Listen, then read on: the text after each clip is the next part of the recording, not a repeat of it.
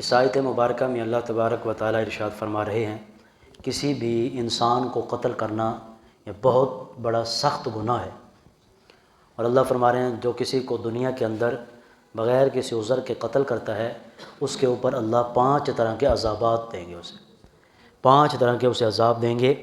Number 1، ہمیشہ کے لیے اس کے لیے جہنم ہوگی۔ نمبر 2، اللہ کی ناراضگی ہوگی۔ نمبر 3، اللہ کی لعنت ہوگی، یعنی قیامت کے دن اللہ کی رحمت سے دور ہوگا۔ نمبر 4، اس کے لیے دردناک عذاب ہوگا۔ نمبر 5، اللہ اس کی طرف دیکھیں گے نہیں۔ بڑا سخت گناہ ہے۔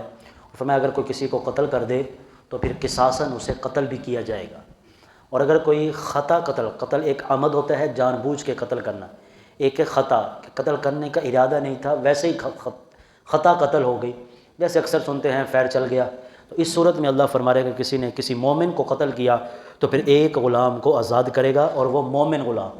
آج کل مومن غلام کا سلسلہ ہے نہیں، لہٰذا دوسری صورت یہی ہے کہ وہ دیت دے گا، اور دیت ہے 100 اونٹ یا 10,000 دینار۔ 100 اونٹ دے گا یا 10,000 دینار دے گا، اور غلام نہیں ہے تو غلام کی جگہ 2 مہینے لگاتار روزے رکھے گا۔ اگر ایک بھی درمیان میں کسی عذر کی وجہ سے رہ گیا دوبارہ گنتی پھر شروع کرنی پڑے گی۔ وَإِذَا ضَرَبْتُمْ فِي الْأَرْضِ فَلَيْسَ عَلَيْكُمْ جُنَاحٌ أَن تَقْصُرُوا مِنَ الصَّلَاةِ۔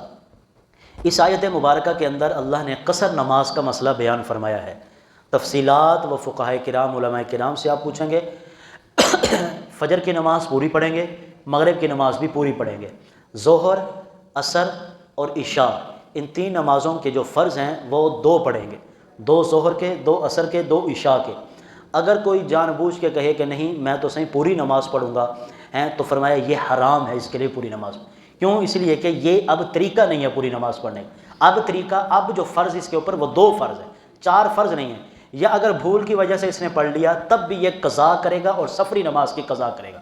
اور اگر کسی کی سفری نماز کی قضا رہ جاتی ہے، کوئی نماز رہ جاتی ہے، سفر پر جاتے ہیں اکثر نماز نہیں پڑھتے، تو اس کی جو قضا کرنی ہے وہ بھی قصر ہی کرنی ہے۔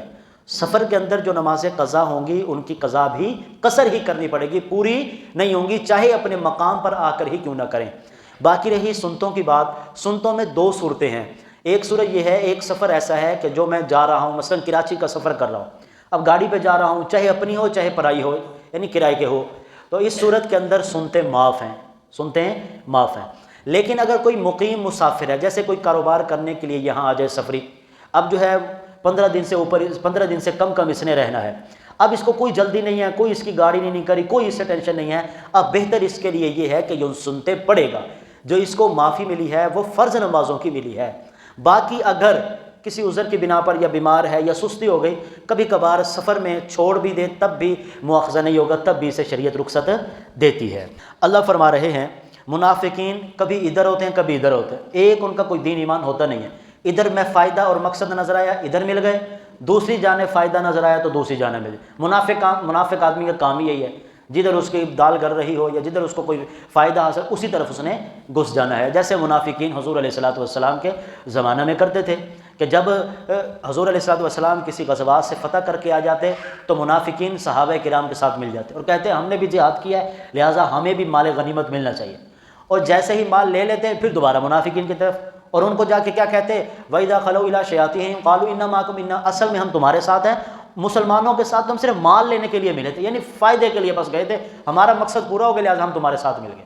لا يحب اللہ الجہر بالسوء من القول الا من ظلم، 6 سپارے کی پہلی آیت میں اللہ فرما رہے ہیں اگر کوئی کسی کے اوپر ظلم کرتا ہے، مثال کے ساتھ بات سمجھ آئے گی، کوئی میرے اوپر ظلم کرتا ہے یا مجھے تنگ کرتا ہے یا مجھے پریشان کر رہا ہے، تو میں اپنی یہ پریشانی، اپنا یہ ظلم اگر کسی کو بتلاتا ہوں، فلاں کی برائی ہو جائے گی نا کہ ظالم نے میرے اوپر ظلم کیا، مجھے پریشان کیا، مجھے تکلیف دی، اب میں آپ کو بتلاتا ہوں یار فلاں آدمی نے مجھے بڑا تنگ کیا ہوا ہے، مجھے بڑا اب یہ غیبت نہیں ہوگی۔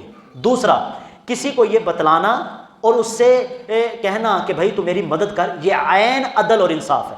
اس جگہ پر اللہ فرما رہے ہیں خاموش نہیں رہنا، یہ نہیں کہنا کہ حضور علیہ الصلوۃ والسلام صبر کرتے تھے، صحابہ صبر کرتے تھے، نہیں، صبر جہاں کرنا ہے وہ مقامات اور ہیں، بسا اوقات بدلہ لینا یہ ثواب کا کام ہوتا ہے، یہ دیکھا جائے گا۔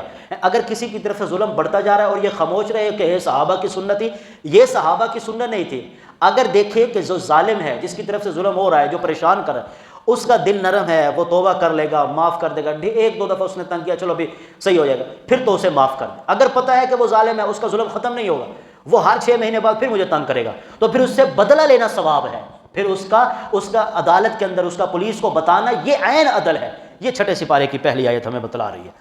آگے حضرت عیسیٰ علیہ السلام کا بارے میں فرمایا وما قتلوا وما صلبوا، چونکہ یہودیوں اور عیسائیوں کا نظریہ غلط ہے، ہمارا اہل السنت والجماعت کا نظریہ ہے، عقیدہ ہے کہ حضرت عیسیٰ علیہ السلام زندہ آسمانوں پہ اٹھا لیے گئے۔ اللہ فرما رہے ہیں حضرت عیسیٰ کو نہ یہودیوں نے قتل کیا، نہ سولی پہ لٹکایا گیا، ولکن شبیہ لہم، جن کو انہوں نے قتل کیا نا سولی پہ، وہ حضرت عیسیٰ علیہ السلام کی تشبیہ ڈال دی گئی تھی ان کے کسی حواری کے اندر۔ سورۃ المائدہ، المائدہ کا معنی ہوتا ہے دسترخواں، چونکہ ان کی قوم کے لیے اللہ نے آسمانوں سے دسترخواں اتارا تھا، جس کا ذکر 7ویں سپارے یعنی کل کے درس میں آئے گا، تو اسی مناسبت سے سورت کا نام سورۃ المائدہ رکھا۔ پہلی آیت میں اللہ فرما رہے ہیں کسی کے ساتھ وعدہ کرو تو پورا کرو، یعنی وعدہ خلافی نہ کرو۔ دوسرا اللہ فرما رہے ہیں تمہارے اوپر مردار حرام ہے، خون حرام ہے، بہتا ہوا خنزیر کا گوشت حرام ہے، غیر اللہ کے نام پر ذبح کیا ہوا جانور یا کوئی کھانے کی چیز ہو یا کوئی پینے کی چیز ہو، چاہے وہ بکرا پکا ہوا ہو، وہ اس وقت اگر غیر اللہ کے نام پر ہے تو میرے لیے یہ سور پڑا ہے، بکرا نہیں پڑا۔ دوسرا اللہ فرما رہے ہیں وہ جانور جو تبھی موت مر جاتے ہیں، انہیں کوئی ذبح نہیں کرتا یا اللہ کا نام نہیں لیا اس پر، فرمایا وہ بھی تمہارے لیے حرام ہے۔ اب وہ تبھی موت کسی بھی وجہ سے مرے ہوں، کسی نے مارا ہو، کسی حادثے میں آ گئے ہوں، چھت سے گر گئے ہوں، گلا گھونٹ کے مر گئے ہوں، اس کی مختلف صورتیں اللہ فرما رہے ہیں وہ تمہارے لیے حرام ہے۔ ہاں اگر کوئی درندہ حملہ کر دے اور اس کے مرنے سے پہلے آپ چھری چلا دیں، پھر اللہ فرما رہے ہیں وہ تمہارے لیے حلال، الا ما ذکیتم، مگر یہ کہ تم نے چھری چلا دی ہو اس کی سانس نکلنے سے پہلے، چھری چلا دینی چاہیے، پھر وہ جانور حلال ہو جاتا ہے۔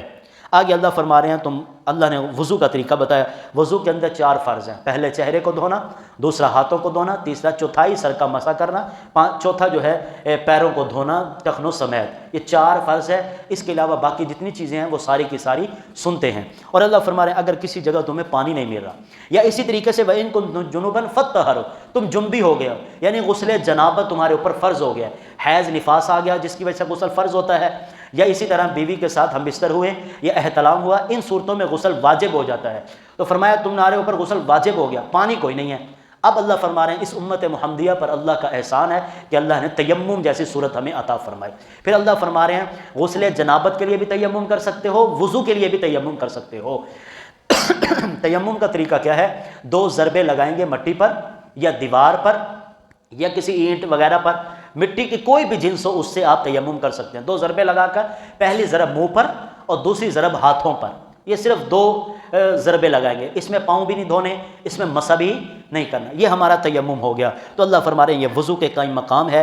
یا پھر پانی تو ہے لیکن اگر پانی استعمال کرتا ہے تو بیماری بڑھتی ہے، یا پانی تو ہے لیکن 1 میل دور ہے یعنی 1.5 کلومیٹر دور پانی ہے، تو ان صورتوں کے اندر اللہ فرما رہے ہیں تم تیمم کر لیا کرو۔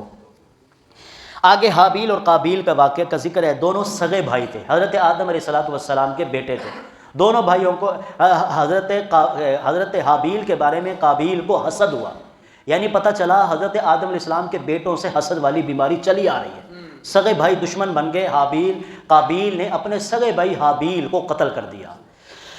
سب سے پہلا قتل سگے بھائی نے بھائی کو کیا تھا اور حسد کی وجہ سے کیا تھا، اور فرمایا جتنے دنیا رہتی دنیا تک قتل ہوتے رہیں گے قابیل کو گناہ ملتا رہے گا، کیونکہ اس کا ابتدا قابیل نے کی تھی۔ حابیل نے آگے سے کیا کہا تھا؟ میں تو صبر کروں گا، اللہ سے ڈرتا ہوں، میں تیری طرف ہاتھ بڑھانے والا۔ جب قتل کر دیا اب اسے پتہ نہیں تھا اس کا کرنا کیا ہے، لہٰذا ایک کوا آیا، اس کوے نے بتلایا کہ تم نے اس کو زمین میں کیسے دفن کرنا، اس نے طریقہ سکھایا۔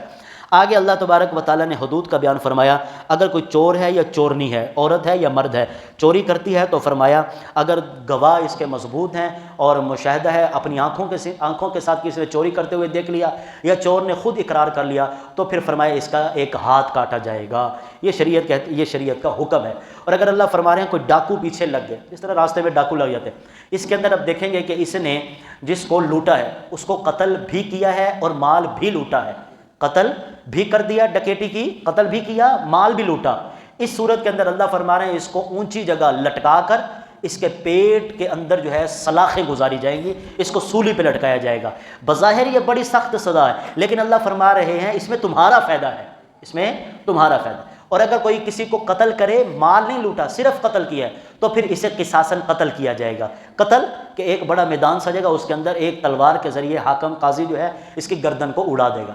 اگر قتل نہیں کیا صرف مال لوٹا ہے تو پھر اس کا دایاں ہاتھ اور بایاں پاؤں یعنی الٹی جانب سے اس کے ہاتھ پاؤں کاٹے جائیں گے، دایاں ہاتھ بایاں پاؤں، یا پھر بایاں ہاتھ اور دایاں پاؤں، الٹی جانب سے اس کا ایک ہاتھ اور ایک پاؤں کاٹا جائے گا۔ ڈکیٹی کی صورتیں میں نے آپ کے سامنے رکھ دیں کہ اگر اس نے مال بھی لوٹا ہے، قتل بھی کیا ہے تو سولی پہ لٹکایا جائے گا اور پیٹ کو چاک کیا جائے گا سب کے سامنے، اور اگر صرف مال لوٹا ہے قتل نہیں کیا تو پھر اس صورت میں ہاتھ اور پاؤں کاٹے جائیں گے۔ آگے اللہ تبارک و تعالیٰ فرما رہے ہیں لا تتخذوا اليہود والنصارى اولیاء، تم کبھی بھی یہود و نصارہ کے ساتھ دوستی نہ کرنا۔ کیوں؟ اس لیے کہ یہ آپس میں دوست ہیں، تمہارے دشمن ہیں، آپس میں دوست ہیں، تمہارے دشمن ہیں، یہ تمہارے کبھی بھی خیر خواہ ہو نہیں سکتے۔ اللہ کے قرآن نے 1400 برس پہلے ہمیں بتلا دیا یہ کبھی بھی تمہارے خیر خواہ نہیں ہو سکتے۔ آگے اللہ آخری آیات کے اندر اللہ فرما رہے ہیں یہود بھی تمہارے دشمن ہیں، عیسائی بھی تمہارے دشمن ہیں، مشرک بھی تمہارے دشمن ہیں، تینوں گروہ تمہارے دشمن ہیں مسلمانوں۔ لیکن اللہ فرما رہے ہیں ان تینوں میں سب سے زیادہ نرم دل مسلمانوں کے لیے وہ عیسائی ہیں، یعنی یہودی اور مشرک یہ تمہارے لیے زیادہ خطرناک ہیں۔